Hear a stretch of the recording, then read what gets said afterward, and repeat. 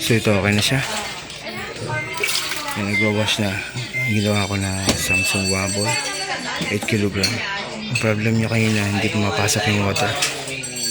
Then hindi rin siya nag-spin dryer kasi hinihinto yung ikot ng spin dryer, lumalabas yung error code na UV.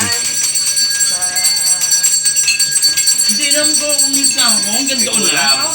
So yan, pasok yung tubig. Yung problema kanina, hindi pumapasok yung tubig.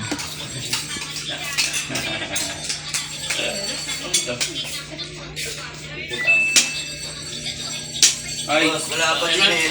Tatalino. Ito ba si Tatalino? Yan. Medyo mahina lang yung tubig nila dito ngayon na nawasa. Ano lang ka? Oras na mahina ang tubig. Sa paa? Didikit natin siya. Ayaw? Ayaw? Yan, nilagay ko ulit sa 1. Asa mag-wash. Yung gubit dyan, ganyan siya, tapos Kasi naabot niya na yung water level na number 1 kanina. Okay na. Sige na, okay na po yan. Then 3 months warranty po tayo sa ginawa ko dyan.